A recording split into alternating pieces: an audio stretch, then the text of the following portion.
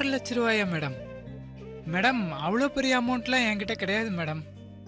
நான் ஏதோ 10,000 20,000 தான் கொடுத்து வாங்கிட்டு இருக்கேன். லட்சக்கணக்கிலலாம் என்கிட்ட இல்லை மேடம். உங்ககிட்ட இல்லனாலும் இந்த மாதிரி பிசினஸ் பண்றவங்க யாராவது உங்களுக்கு தெரியும் இல்லையா? அவங்க கிட்ட கேட்டு எனக்கு வாங்கி தர முடியுமா? ராஜி நியாயமா தானம்மா பேசுறா.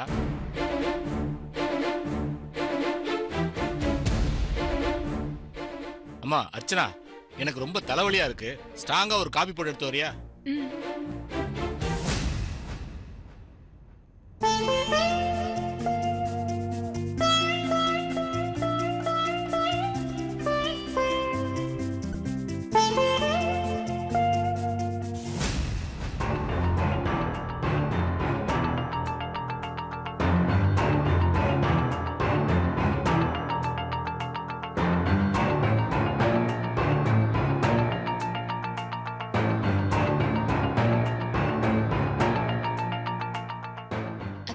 வா சந்தியா. வாமா சந்தியா, என்னம்மா நல்லா இருக்கியா? நல்லா இருக்கேன் மாமா, நீங்க எப்படி இருக்கீங்க? நல்லா இருக்கம்மா. அத்தை எப்படி இருக்கீங்க?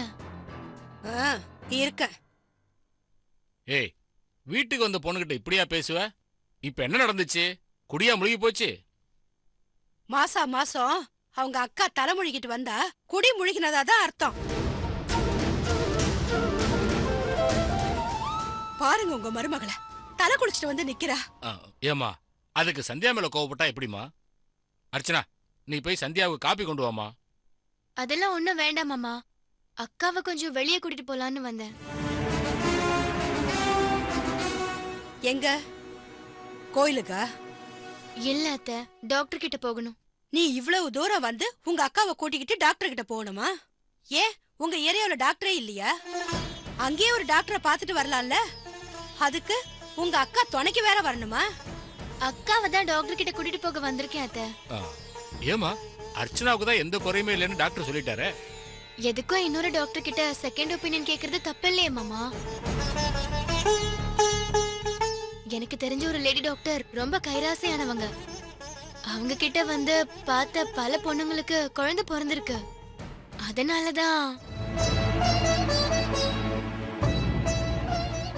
அதனால அர்ச்சனா அக்காவையும் அந்த டாக்டர் கிட்ட காமிச்சு செக்அப் பண்ணோம்னா நிச்சயம் குழந்தை பிறக்கும்னு எனக்கு நம்பிக்கை இருக்கு.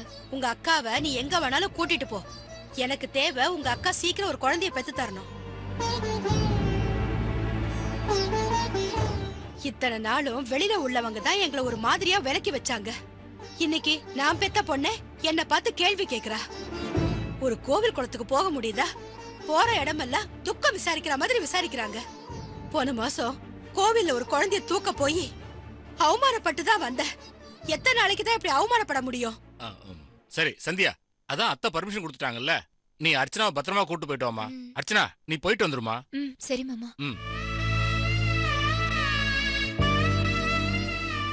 அத்தை போயிட்டு வரேன். இப்படியே போகாத, போய் தலையை சீவிட்டு ரெடி ஆயிட்டு போ. சந்தியா கொஞ்சம் இரு, ரெடி ஆயிட்டு வரேன். அண்ணி நானும் வரவா? கிளம்பி வா. சரி. அதெல்லாம் ஒண்ணு வேணாம், நீ உள்ள போ.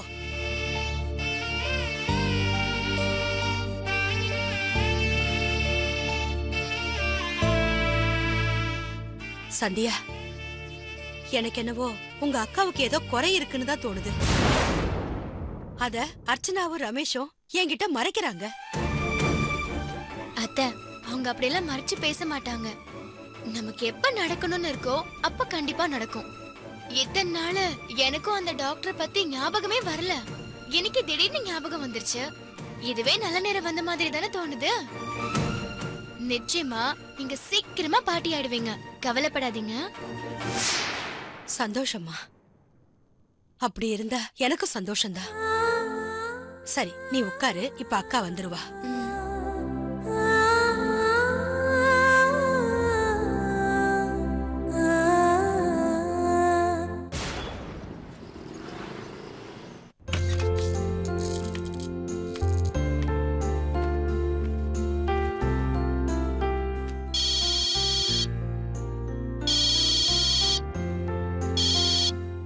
அண்ணாச்சி, நான் தான் கால் பண்ணியிருந்தேன்.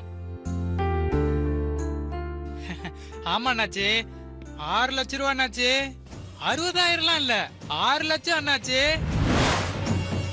நமக்கு ரொம்ப வேண்டப்பட்டவங்க அண்ணாச்சி, நம்பிக்கையானவங்க. அத பத்திலாம் கவலை இல்ல. 10 வட்டினா கூட பரவாயில்லன்றாங்க அண்ணாச்சி. ரொம்ப அர்ஜென்ட்ன்றாங்க. நீங்க சரின்னு சொன்னீங்கன்னா பாத்தியே நேர்லயே அழைச்சிட்டு வந்துடுறேன். சரிங்க அண்ணாச்சி, போனை வச்சிட்டுமா? நீங்க ஃபோன் பண்ணுங்க, சரியா? வச்சிடுறேன் அண்ணாச்சி.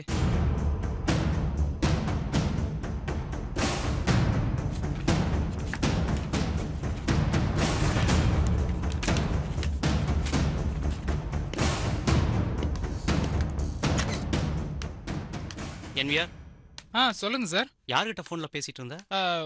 ஊர்ல சொந்தக்காரவங்களுக்கு ஒரு இத கஷ்டம். பாரு, நான் எல்லாத்தையும் கேட்டேன். 6 லட்சம் ரூபாய்க்கு 10 வட்டியா? வாங்குறவங்க எப்படியா திருப்பி கொடுப்பாங்க? அது எவ்வளவு பெரிய கஷ்டம் தெரியுமா? எவ்வளவு நஷ்டம்? இதெல்லாம் ரொம்ப அநியாயம் என்விஆர். சார், நான் என்ன சார் பண்றது? அவசரம்னு கேட்டாங்க. என்கிட்ட இருந்தா 5 வட்டி கொடுத்துருப்பேன். என்கிட்ட இல்லாதனால வாங்கி கொடுக்குறேன். யாருக்கு அவ்வளவு அவசரம்? அதுவும் 6 லட்சம் ரூபா? இல்ல, வந்து நம்ம சுஜாதா மேடத்துக்கு தான் சார். சுஜாதா மேடம்கா?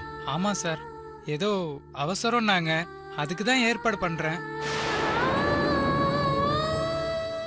10 வட்டிக்கு சரின்னு சொல்லியும் பதில் சொல்லாம அப்புறம் சொல்றேங்கிறான் சார். சரி, நீ போ.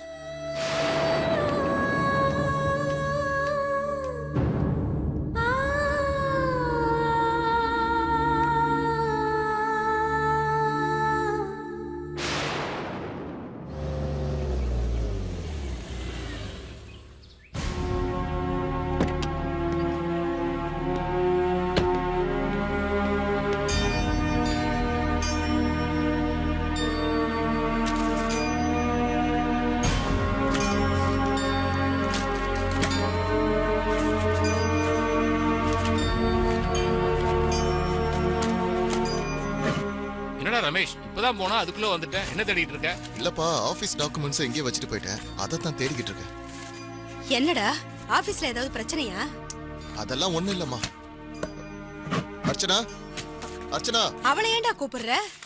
அது ஒரு முக்கியமான ஃபைல்மா, அவகிட்ட தான் கொடுத்தேன். எங்க வச்சானு தெரியலையே. அர்ச்சனா. அவ வீட்ல இல்லடா. அவ தங்கச்சி சந்தியா கூட ஹாஸ்பிடல் போயிருக்கா. ஹாஸ்பிடலுக்கு? அர்ச்சனா உடம்புக்கு என்னாச்சு?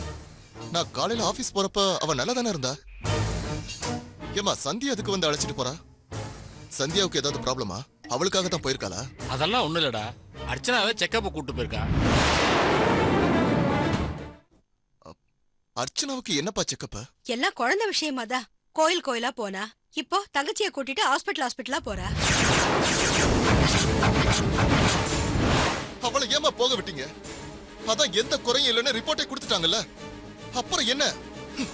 இப்ப எதுக்கு தேவையில்லாம அந்த சந்தியா தான் அறிவில்லாம கூப்பிட்டானா? இந்த அர்ச்சனாவுக்கு எங்க போச்சு புத்தி? எதுக்கு என்ன தேவையில்லாம டென்ஷன் படுத்துறீங்கன்னு தெரியலையே. டேய் ரமேஷ், இப்ப எதுக்குடா நீ டென்ஷன் ஆகிட்டு இருக்க? செகண்ட் ஒப்பீனியன் பாக்குறது ஒன்றும் தப்பான விஷயம் இல்லையே, நல்ல விஷயம் தானடா. இதுக்கே இப்படி கத்தி ஆர்ப்பாட்டம் பண்ற? ஒண்ணுக்கு 2 டாக்டரா பார்த்தா என்னடா தப்பு? அம்மா, என் நிலைமை தெரியாம பேசாதீங்கம்மா. இப்ப அவ எந்த ஹாஸ்பிட்டலுக்கு போயிருக்கா? நான் உடனே அவளை பார்க்கணும். தெரியலையேடா, சந்தியா தான் கூட்டு போனா. உனக்கு கொஞ்சமாவது அறிவு இருக்காமா? எதுக்கு கண்டவங்க கூட அனுப்புற? சரியா அனுப்பிச்சதான் அனுப்பிச்ச. எந்த ஹாஸ்பிட்டல்ல தெரிஞ்சிட்டு அனுப்பியிருக்கலாம்ல. எதுக்குடா நீ இவ்வளவு ஆத்திரப்படுற? என்னடா ஆச்சு உனக்கு? எனக்கு ஒண்ணும் ஆகலப்பா. அது ஒரு முக்கியமான ஃபைல், எங்க வச்சான்னு தெரியல. அதுக்கு தான் அவளை பார்க்கணும்னு சொன்னேன். அதுக்கு எதுக்கு நீ அவளை பார்க்கணும்? போன் பண்ணி விசாரிச்சு எங்க இருக்குன்னு கேளு. போன் பண்ண. பண்ணுடா.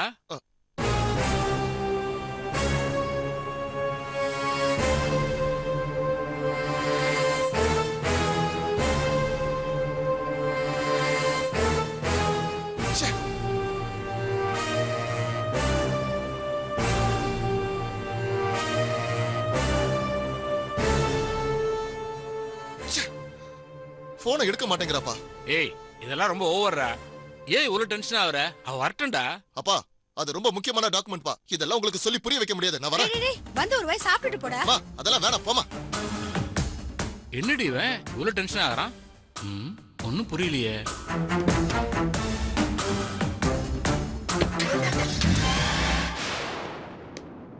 Excuse me ma'am.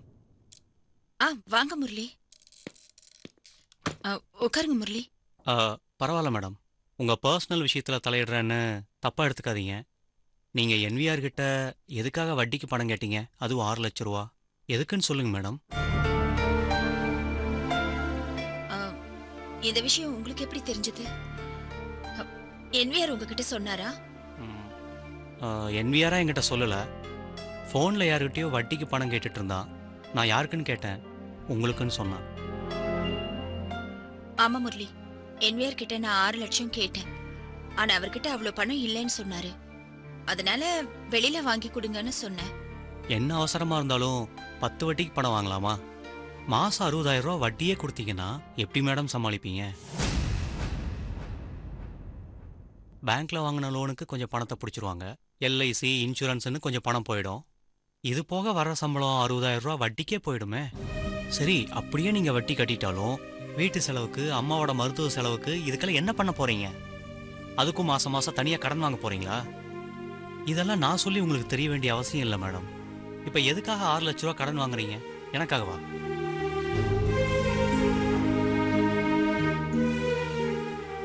ஆமா முரளி, எப்போ நீங்க வீட்டை அடமானம் வச்சு எனக்கு பணம் கொடுத்தீங்கன்னு தெரிஞ்சதோ அப்ப இருந்தே எனக்கு குற்ற உணர்ச்சியா இருக்கு. அதனால தான் உங்க வீட்டை மீட்டு கொடுக்கலாங்கிறதுக்காக. நான் மட்டும் கொடுங்கன்னு கேட்டனா? எதுக்காக இந்த குற்ற உணர்ச்சி? அப்போ என்ன 3ஆம் மனுஷனா பாக்குறீங்க, அப்படிதானே? ஐயோ, அப்படியெல்லாம் ஒண்ணுமே இல்ல. நீங்களும் வட்டிக்கு தானே வாங்கி கொடுத்துருக்கீங்க. மேடம், அது 2% வட்டி. மாசம் 12,000 ரூபா தான் வரும். அசல் கொஞ்சமும் வட்டி கொஞ்சமும் மாசம் மாசம் கட்டிட்டு வந்தா ஒரே வருஷத்துல வீட்டை திருப்பிடலாம். இத பத்தியெல்லாம் நீங்க கவலைப்படாதீங்க, நான் பாத்துக்கிறேன். முதல்ல நீங்க கில்ட்டியா ஃபீல் பண்றதை நிறுத்துங்க. ஏன்னா அது என்ன கில்ட்டியா ஃபீல் பண்ண வைக்குது. சாரி முரளி, நான் இனிமே அப்படி நினைக்க மாட்டேன். நான் எந்த கஷ்டமும் படக்கூடாதுன்னு நீங்க நினைக்கிறத பார்க்கும்போது எனக்கு ரொம்ப சந்தோஷமா இருக்கு. தேங்க்யூ முரளி. என்ன முரளி, தேங்க்ஸ் சொன்னா சிரிக்கிறீங்க? ஐயோ, நீங்க சொன்னதுக்கு சிரிக்கல மேடம். வீட்டு பேர்ல பணம் வாங்கும்போது அந்த எம்எம் ஃபைனான்சியல் சொன்னதை நினைச்சேன், சிரிப்பு வந்துருச்சு. சிரிக்கிற அளவுக்கு அவர் என்ன சொல்லிட்டாரு? வீட்டை எங்ககிட்ட அடமானம் வைக்கிறதுக்கு உங்க பேங்க்லயே வச்சா வட்டி கம்மியா தானே இருக்கும்னு சொன்னாரு.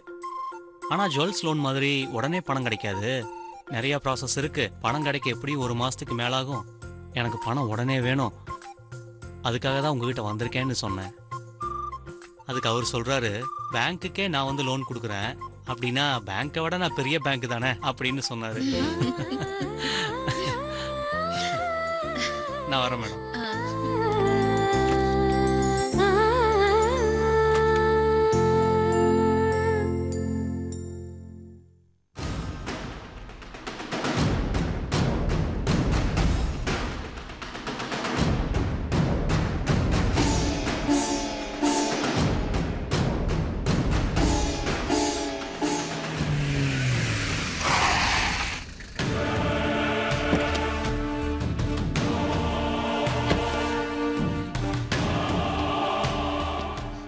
அசோக், என்னடா மச்சான், எதுக்காடா என்ன இங்க வெயிட் பண்ண சொன்ன? இல்லடா, ஒரு ஃபைல் எடுக்கலான்னு வீட்டுக்கு போனேன். பெரிய சிக்கல்ல மாட்டிக்கிட்டேன்டா. இப்ப என்ன பண்றதுன்னே தெரியலடா. நீ ஏதாவது ஐடியா சொல்லுவேன்னு தான் உன்னை வெயிட் பண்ண சொன்னேன். டேய், விஷயம் என்னன்னு சொல்லாம நான் எப்பறம் ஐடியா சொல்ல முடியும்? சொல்றேன்டா. அர்ச்சனா அவளுக்கு குழந்தை பாக்கியம் இருக்கான்னு தெரிஞ்சுக்கிறதுக்காக வேற ஹாஸ்பிட்டலுக்கு செக்அப் பண்ண போயிருக்காடா. ஐயோ, இப்ப என்னடா பண்ண போற? இப்படிலாம் சிக்கல் வரும்னு தெரிஞ்சுதான் அன்னைக்கே அர்ச்சனா கிட்ட உண்மையை சொல்லிடுன்னு சொன்னேன். நீதான் அம்மா தாங்க மாட்டாங்க அப்படின்னு சொல்லி மறுத்துட்ட. இப்போ அர்ச்சனாக்கு உண்மை தெரிஞ்சா உன் மேல சந்தேகம் வராதா? ஹாஸ்பிட்டல்ல ரிப்போர்ட் தப்பா கொடுத்துட்டாங்கன்னு சமாளிச்சிடலாம். இப்போ பிரச்சனை அது இல்ல. அவளுக்கு குழந்தை பெத்துக்கிற தகுதி இருக்குன்னு தெரிஞ்சு போச்சுன்னா என்னையும் செகண்ட் ஒப்பீனியன் சொல்லி வேற டாக்டர் கிட்ட செக்அப் பண்ண சொல்லுவாளே. அவளுக்கு குழந்தை பெத்துக்கிற தகுதி இருக்குன்னு தெரிஞ்சு போச்சுன்னா என்னையும் செகண்ட் ஒப்பீனியன் சொல்லி வேற டாக்டர் கிட்ட செக்அப் பண்ண சொல்லுவாளே. எல்லா லேப் டெக்னீஷியனும் பணத்துக்கு ஆசைப்படுவாங்கன்னு சொல்ல முடியாதுல்ல. எனக்கு ஆண்மை இல்லைங்கிற உண்மை வெளியில தெரிஞ்சா அந்த அவமானத்தை என்னால சத்தியமா தாங்க முடியாதுடா. அதனால அர்ச்சனாவை செக்அப் பண்ண விடாம தடுக்கணும்டா. அதுக்கு ஹாஸ்பிட்டல் போகாம என்ன ஏன்டா பார்க்க வந்த? டேய், அவ செக்கப்புக்கு போயிருக்கான்னு தெரியும். ஆனா எந்த ஹாஸ்பிட்டலுக்கு போயிருக்கான்னு தெரியலடா. வீட்லயும் யாருக்கும் தெரியல. அர்ச்சனாவோட தங்கச்சி சந்தியா தான் ஏதோ ஒரு ஹாஸ்பிட்டலுக்கு கூட்டிட்டு போயிருக்கா. இப்ப அவளை எங்க போய் தேடுறதுன்னே தெரியலடா. டேய், அத உன் ஒய்ஃப் கிட்டே ஃபோன் பண்ணி கேட்க வேண்டியதானடா? 10 தடவைக்கு மேல பண்ணிட்டேன்டா. ரிங்கு போகுது, அவ போனை எடுக்க மாட்டேங்கிறாடா. எனக்கு என்ன பண்றதுன்னே புரியலடா. நீ ஏதாவது ஐடியா கொடுப்பேன்னுதான் உன்னை இங்க வெயிட் பண்ண சொன்ன. அர்ச்சனாவை எப்படா தடுக்கிறது? இந்த இடத்துல சினிமா மாதிரி தான்டா யோசிக்க வருது. சென்னையில எத்தனை ஹாஸ்பிட்டல்ஸ் இருக்கு, அதுல உங்க ஏரியால மட்டும் எத்தனை ஹாஸ்பிட்டலுக்கு சந்தியா கூட்டிட்டு போனால அவங்க ஏரியால எத்தனை, இதுல மகப்பேறு மட்டும் பாக்குறவங்க எத்தனை ஹாஸ்பிட்டல்ஸ் அப்படின்னு கணக்கு போட்டு சொல்லிடலாம். ஆனா யதார்த்தத்துல ஒவ்வொரு ஹாஸ்பிட்டலா தேடி கண்டுபிடிக்கிறது ரொம்ப கஷ்டம். அர்ச்சனாவோ இல்ல உன் குழந்தையாவோ போன் பண்ணி சொன்னாதான் உண்டு.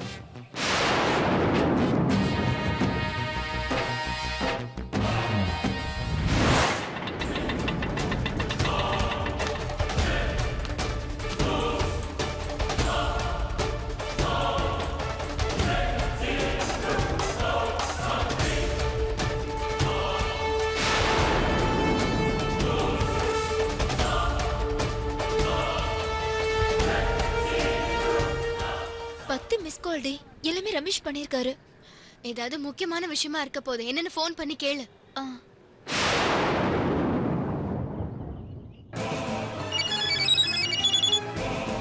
ஏய், அர்ச்சனாடா.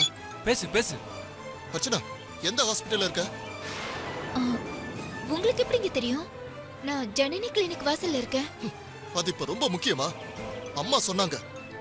இப்ப நீ தேவையில்லாம எதுக்கு செக்அப் போன? இதெல்லாம் சந்தியாவோட ஏற்பாடு. டைம் ஆச்சு, நான் அப்புறம் பேசுறேன். ஏய் அர்ச்சனா, அர்ச்சனா இரு. போனை கட் பண்ணிட்டாடா. இப்ப ஹாஸ்பிட்டல் தெரிஞ்சு போச்சுல, சீக்கிரம் போடா. சரிடா, நான் வரேன். ஓகேடா.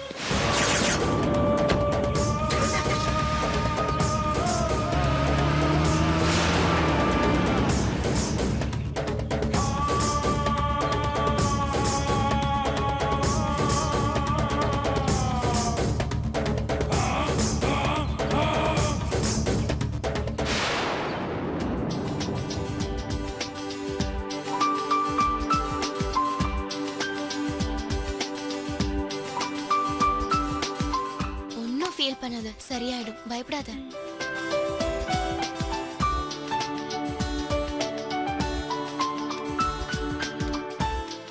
உங்க 2 பேரையும் டாக்டர் உள்ள கூப்பிடுறாங்க. வாக்கா.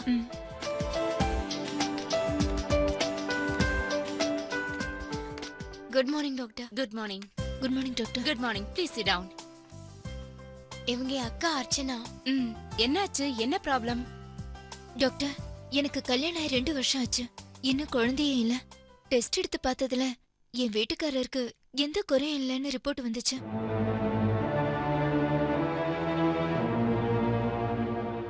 ஆனா எனக்கு தான் புள்ள பித்துக்கிற தன்மையே இல்லைன்னு சொல்லிட்டாங்க. அந்த ரிப்போர்ட்ஸ் கொண்டு வந்திருக்கீங்களா? இல்ல டாக்டர், இங்க நாங்க வந்ததே செகண்ட் ஒப்பீனியன் கேட்கலாம் தான். அது இவங்க சொன்னப்பவே புரிஞ்சிடுச்சு. எப்பவாவது ரிப்போர்ட் மாறதுக்கு வாய்ப்பு இருக்கு. இருந்தாலும் மறுபடியும் செக் பண்ணி பாக்குறதுல தப்பு இல்லைன்னு நினைக்கிறேன். இப்ப புதுசா எல்லா டெஸ்டும் பண்ணணும்னு நினைக்கிறீங்களா? ஆமா டாக்டர்.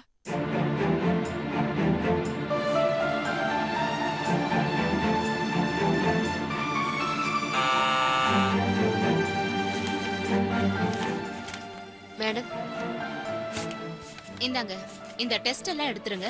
Okay madam. இந்தாங்க, போலாம். Thank you doctor. Thank you doctor.